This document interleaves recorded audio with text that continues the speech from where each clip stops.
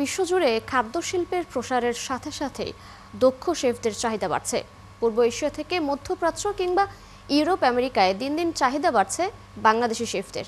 দ্রুত বর্ধনশীল এই খাতে দক্ষ জনবলের বেশ অভাব। প্রশিক্ষক আর অভিজ্ঞরা বলছেন, পরিকল্পিত উদ্যোগ নিলে এই পেশা থেকে গার্মেন্টসের চাইতেও বেশি প্রবাসী আয় আনা সম্ভব। বিশ্ব শেফ দিবসে এ নিয়ে আরও জানাচ্ছেন শাহনাজ শারমিন। বর্তমান বিশ্বে ফুড ইন্ডাস্ট্রি প্রতিদিনই বড় হচ্ছে। খাবারের প্রতি মানুষের আগ্রহ, বিভিন্ন ধরনের কুইজিনের জনপ্রিয়তা এবং রেস্টুরেন্ট ও ক্যাটারিং সার্ভিসের চাহিদা দিন দিন বেড়েই চলেছে। বাজার আছে কিন্তু নেই দক্ষ জনবল, তাই এই পেশার ভবিষ্যৎ অত্যন্ত উজ্জ্বল বলছিলেন ভবিষ্যতে শেফ হতে চাওয়া তরুণরা। শেফ হতে চাই যদি চাকরি নাও করতে পারি কোনো কারণে, তাহলে আমরা দেখা যায় নিজেরা উদ্যোক্তা হয়ে ব্যবসা করতে পারি। বাংলাদেশি ফুডকে বিভিন্ন গ্লোবালি এক্সপ্লোর করতে চাই। বিশ্বে এখন স্কিলফুল জবটাই ম্যাটার করছে। আসলে রেস্টুরেন্টের বিজনেসের সবচেয়ে মূল সমস্যাটা হচ্ছে শেফ পাওয়া এবং শেফ চলে যাওয়াটাই। দেশের বাইরে এই প্রফেশনটার অনেক ডিমান্ড। আমি নিজে বাংলাদেশে একটা রেস্টুরেন্ট দিতে চাচ্ছি। শুধু হোটেল বা রেস্টুরেন্ট নয়, ক্রুজ শিপ, এয়ারলাইন্সের কিচেন, ক্যাটারিং সার্ভিস এবং ব্যক্তিগত শেফ হিসেবেও কাজের সুযোগ পাওয়া যায়। চিকিৎসক বাবার মতের বিরুদ্ধে গিয়ে কফি শপের ম্যানেজমেন্টের চাকুরি নেয়া এই তরুণ বলছিলেন নিজের অভিজ্ঞতার কথা। ন্যাশনালি তো হচ্ছে মার্কেটটা অবভিয়াসলি হচ্ছে, ইন্টারন্যাশনাল মার্কেট তো অনেক বড়। আমি নিজেও হচ্ছে যখন দেশের বাইরে হচ্ছে ট্রাভেল করেছি, আমি অনেক বাংলাদেশিকে হচ্ছে পেয়েছি যারা হচ্ছে আসলে রেস্টুরেন্ট ইন্ডাস্ট্রিতে হচ্ছে কাজ করছেন, কিন্তু তারা প্রাউডলি বলতে পারছেন না যে he or she is from Bangladesh, because অনেকেরই ট্রেনিং করা নেই। আমি প্রাউডলি বলতে পারি যে আমি হচ্ছে বাংলাদেশ থেকেই ট্রেনিং করেছি এবং ট্রেনিং করার ফলে কিন্তু আমার এই জবটা হয়েছে।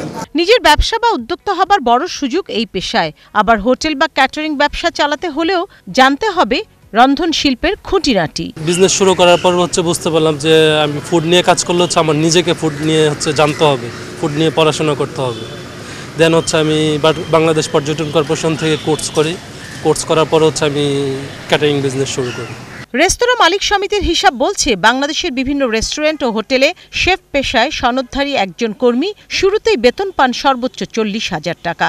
অন্যদিকে একই ব্যক্তি দেশের বাইরে গেলে ক্যারিয়ারের প্রথমেই সর্বনিম্ন 2 থেকে 2.5 লাখ টাকা বেতন পায়। গার্মেন্টস শিল্প থেকেও বেশি রেমিটেন্স আনা সম্ভব এই পেশা থেকে।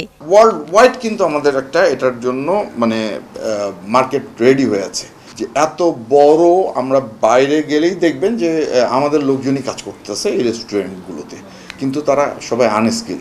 তারা যদি এখান থেকে ট্রেনিং নিয়ে একটা সার্টিফিকেট নিয়ে যেতে পারে বাইরে, তাহলে তারা আরও বেশি রেভিনিউ আর্ন করা সম্ভব এবং আমরা রেমিটেন্স অনেক বেশি ডাবল পাওয়া সম্ভব।